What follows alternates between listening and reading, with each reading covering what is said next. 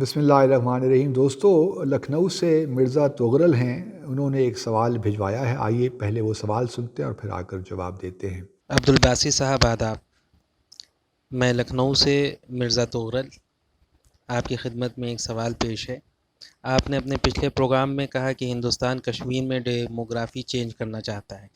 اس کو لے کر آپ فکرمند اور پریشان نظر آتے ہیں۔ ہندوستان کی طرح چین بھی آپ کا پڑوسی ملک ہے۔ اس کے زنجیانگ صوبے میں چینی حکومت کی طرف سے ڈیموگرافی چینج کر دی گئی ہے۔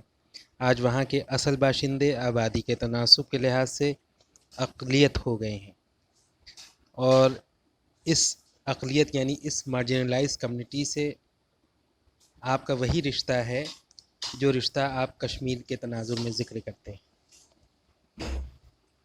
ہان چینیوں کو بڑی تعداد میں وہاں بسایا گیا ہے، لیکن چین کی اس پالیسی کے خلاف آپ کی نظریاتی ریاست اور اس کے اداروں کی طرف سے کبھی بھی کلمہ حق نہیں بلند کیا گیا۔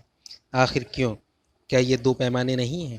جی مرزا صاحب، بہت شکریہ آپ کے سوال کا۔ سوال آپ کا بالکل جائز ہے، کیونکہ بحیثیت مسلمان مجھے یقین ہے کہ آپ کا بھی دل دھڑکتا ہوگا کشمیریوں کے لیے بھی، اور جہاں جہاں بھی مسلمان آپریشن یا سپریشن کا شکار ہیں وہاں، بلکہ انسانیت کے ناطے سے بھی، صرف مسلمان کا کیا بات کریں، جہاں جہاں بھی کسی قوم کے حوالے سے بھی کہیں ظلم ہو رہا ہے تو دل دکھتا ہے، چاہے وہ کسی بھی مذہب سے ہو۔ یہ انسانیت کا رشتہ بھی بڑا اہم رشتہ ہوتا ہے، تو اس کے قطع نظر کہ ہم مسلمان ہیں اور ہم جو ہے بات کریں اپنے دین کے حوالے سے، تو وہ ایک الگ پرسپیکٹیو ہو جاتا ہے، لیکن بحیثیت انسان بھی جہاں جہاں مظلوم لوگ ہیں، جن پہ مظالم ہو رہے ہیں، ہمارا دل دکھنا چاہیے، چاہے وہ ویگرز ہوں یا چاہے میانمار کے روہنگیا ہوں یا کشمیری ہوں، جہاں جہاں بھی اس قسم کی صورتحال ہے، دل پسیج سا جاتا ہے جب انسان سنتا ہے۔ اور اس کا ہرگز مطلب یہ نہیں ہے کہ بحیثیت مسلمان ہماری کیپیسٹی نہیں ہے کہ ہم دوسری انسانیت جہاں جہاں یہ ظلم ہو رہا ہے وہاں کھڑے نہ ہو سکیں۔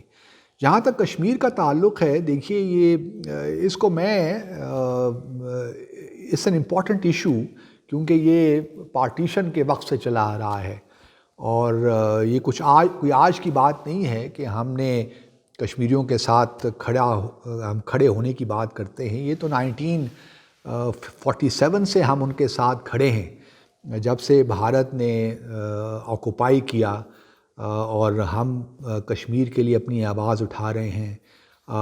ویگرز کا جہاں تک تعلق ہے، یہ ایک نیا معاملہ سامنے آیا ہے، اور آپ نے بالکل ٹھیک کہا۔ اس کے بارے میں جو ویسٹرن میڈیا میں خبریں آ رہی ہیں تو وہ تو اتنی اچھی نہیں ہیں، اور ان کے جہاں تک پاکستان کی آفیشیل پوزیشن ہے، آپ سمجھتے ہیں کہ سفارتکاری میں بین الاقوامی تعلقات میں تھوڑی حساسیت کا پہلو بھی ہو جاتا ہے، اور چونکہ چین کے ساتھ ہمارے تعلقات کی نوعیت ذرا ڈیفرنٹ ہے تو ہم پبلکلی یہ چیزیں نہیں کرتے، لیکن ریسٹ ایشورڈ کہ ہم پرائیویٹلی ان کے ساتھ یہ سب چیزیں ڈسکس کرتے ہیں، اور جہاں تک میری معلومات ہیں، یہ الگ بات ہے کہ ہم ان کو پبلکلی اس طرح ڈسکس نہیں کرتے، اور لیکن ہم چاہتے یہی ہیں کہ اگر کیونکہ چین کا اندرونی معاملہ ہے، ہم صرف ایک حد تک ہی ان کو ایڈوائس دے سکتے ہیں، لیکن کشمیر جہاں تک کا معاملہ ہے وہ بھارت کا انٹرنل معاملہ نہیں ہے۔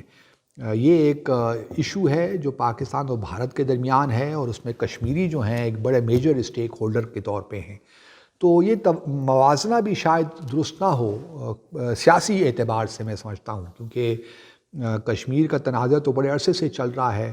ممکن ہے کہ آپ کے ہاں بھارت میں اور پاکستان میں بھی بہت سی ایسے علاقے ہوں یا لوگ ہوں جن کو آپریشن کا شکار ہو، لیکن پاکستان اس کی بات نہیں کرتا۔ جو آپ کی ایسٹرن 7 سسٹرز اسٹیٹس کہتے ہیں، وہاں پہ بھی ہم دیکھتے ہیں کیا کیا چیزیں ہو رہی ہیں، لیکن پاکستان کبھی ان کے بارے میں اوپنلی اس طرح بات نہیں کرتا۔